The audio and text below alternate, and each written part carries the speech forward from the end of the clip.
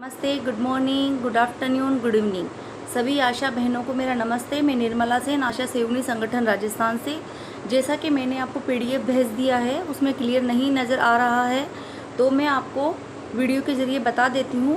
वैसे मैंने वीडियो बनाया था, थोड़ा बड़ा बन गया तो आ नहीं रहा है, उसमें बिल्कुल क्लियर पूरी बातें मैंने बोली हैं।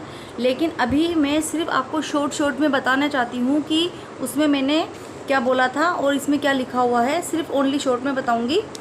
इसमें पहले पृष्ठ पेज पर लिखा हुआ है कि जो हमारी मांगे थी उस पर सरकार ने क्या किया है।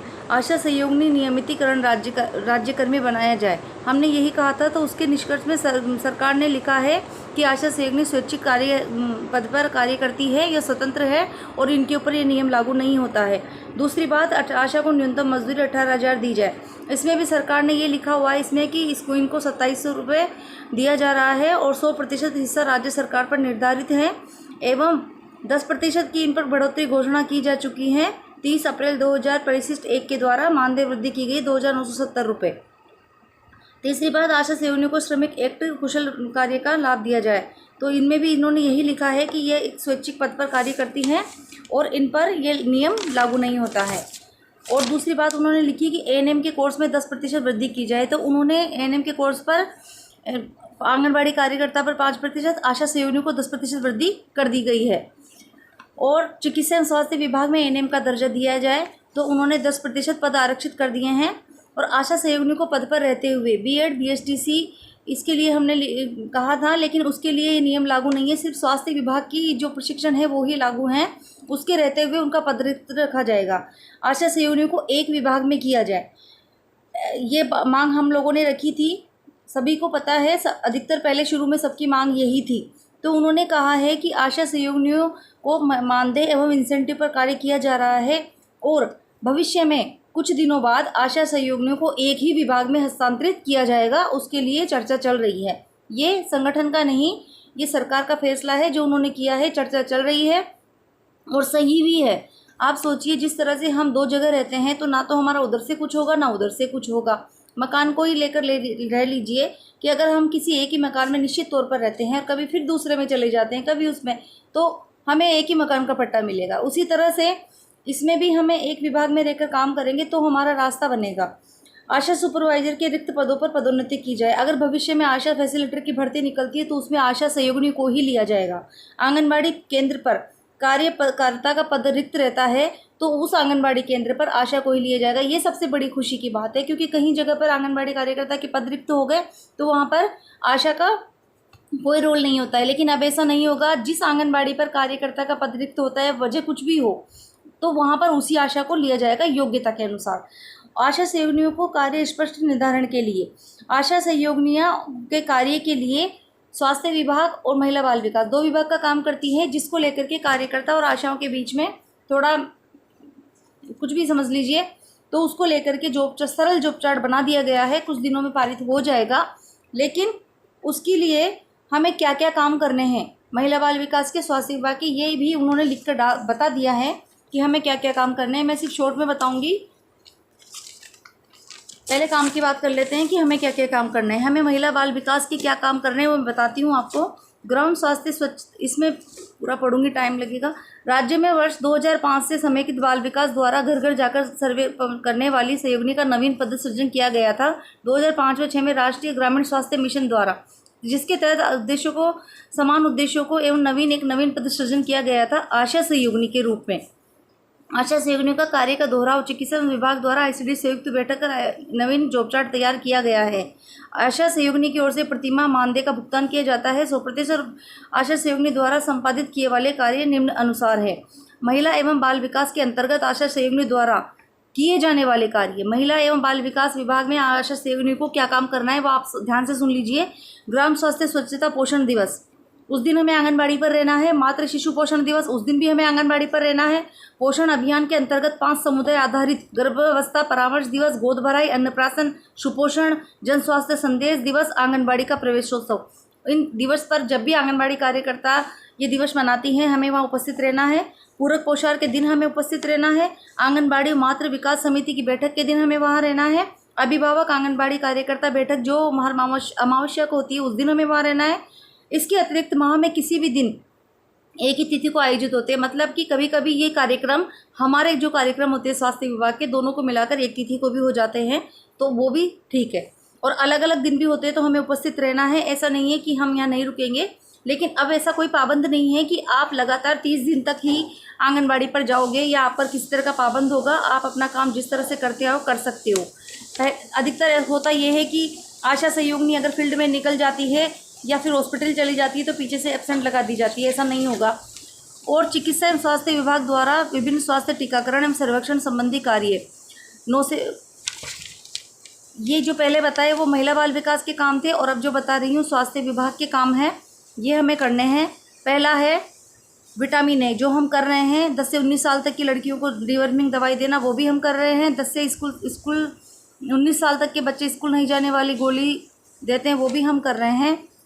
आवश्यकता निर्देश के अनुसार सेक्टर मीटिंग की बैठक रिकॉर्ड अद्यतन करना, ये भी हम कर रहे हैं। आंगनबाड़ी कार्यकर्ता की अनुपस्थिति में पद रिक्त होने पर, आंगनबाड़ी अनुपस्थित नहीं है तो वहाँ के कार्य हमें करने हैं।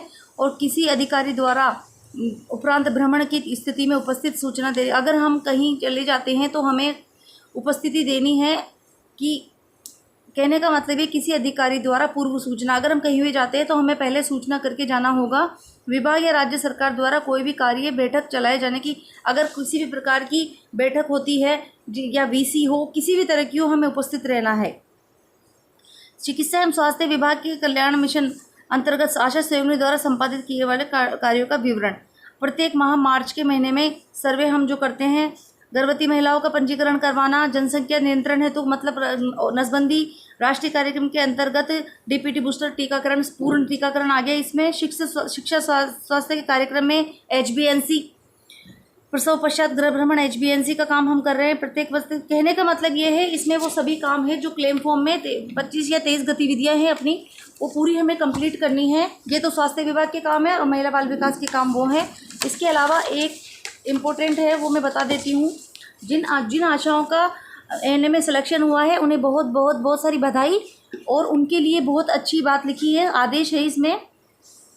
19 फरवरी चिकित्सा एवं स्वास्थ्य विभाग के क्रमांक 5333 चिकित्सा स्वास्थ्य ग्रुप 397 दिनांक 1/1/2021 द्वारा राज्य सरकार ने ANM प्रशिक्षण में 10% आरक्षण निर्धारित योग्य प्रशिक्षण आशा प्रशिक्षण मॉड्यूल 6 व 7 के चतुर्थ चरण तक प्रशिक्षित आशा कार्यरत आशा सहयोगिनी को दिए जाने के निर्देश दिए हैं। जिन आशाओं ने 6वें व 7वें का चौथा चरण कर लिया है प्रशिक्षण का, उनका जो सिलेक्शन हुआ है उनके लिए है ये ANM प्रशिक्षण कोर्स में उक्त प्रक्रिया के तहत कार्यरत आशा सहयोगिनी को प्रवेश दिया गया है।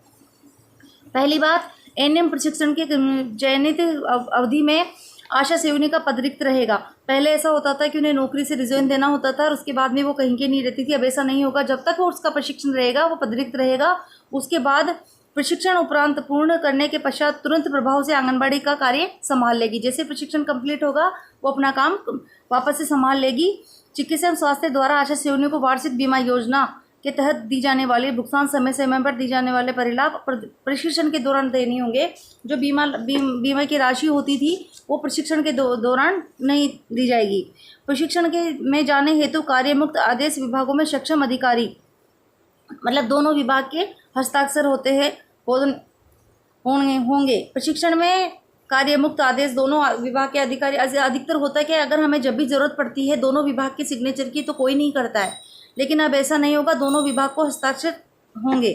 प्रशिक्षण काल में समेकित बाल विकास विभाग द्वारा दी जाने वाली मासिक मानदेय आशा सहयोगिनी को नहीं मिलेगा। जो मानदेय मिल रहा है 2970 रुपये जो अब लागू है वो नहीं मिलेगा प्रशिक्षण के दौरान। प्रशिक्षण के दौरान स्वास्थ्य विभाग द्वारा अतिरिक्त कार्यभार ध्यान रखा जाएगा। संबंधित केंद्र को नज़दीकी आशा का अतिरिक्त कार्यभार दिया जाएगा जो कार्य करने की इच्छुक हो। जैसे अगर किसी आशा का सिलेक्शन होता है ANM में और उसके नज़दीकी आशा सहयोगिनी अगर उसका कार्य करने की इच्छुक हो तो वो कर सकती है। और आशा फैसिलिटेटर को भी एक कार्यभार दिया जा सकता है। अगर कोई आशा इच्छुक नहीं है तो वो काम आशा फैसिलिटेटर को करना होगा। और स्वास्थ्य विभाग द्वारा अतिरिक्त कार्यभार दिए जाने वाले आशा सहयोगिनी को नियम के अनुसार आधारित भुगतान दिया जाएगा। जो भी आशा इस कार्य को लेगी, रिक्त आशा सहयोगिनी के पद के कार्य को लेगी, उसको भी आधारित कार्य के अनुसार उसको भुगतान दिया जाएगा। प्रशिक्षण के दौरान बाल विकास सेवाएं अतिरिक्त कार्य बिंदु को महिला बाल विकास के काम, ये तो होते स्वास्थ्य विभाग के काम। अगर रिक्त जगह पर आशा काम करेगी किसी का तो उसको स्वास्थ्य विभाग से पैसा मिलेगा और महिला बाल विकास से भी महिला बाल विकास का अगर कोई आशा काम करती है उस रिक्त पद की जगह तो 40% राशि उसको दी जाएगी। ये सब मैं बता रही हूँ। और इसमें बहुत और भी आदेश हैं और भर्ती की प्रक्रिया भी अब बदल दी गई है। इसमें बोनस अंक के अनुसार ही आशा सहयोगिनी की भर्ती होगी। ये लोग आप लोग देख लीजिए, PDF मैंने ग्रुप पर डाल दिया है।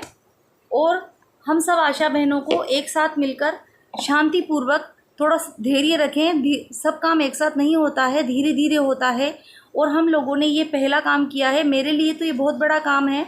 यही समझ लीजिए जैसे घर में 2 बच्चे होते हैं, एक MA BEd कर रहा है और एक पहली क्लास। हम लोगों ने पहली क्लास पास की है, उसके लिए मुझे तो बहुत खुशी है कि हमारे संगठन में पहली बार कोई भी अगर किसी भी तरह से जो भी आदेश जारी हुए हैं जो हम तक पहुंचे हैं, आज दिन तक कभी भी कोई भी आदेश आशा सहयोगिनी तक नहीं पहुंचाया जाता था।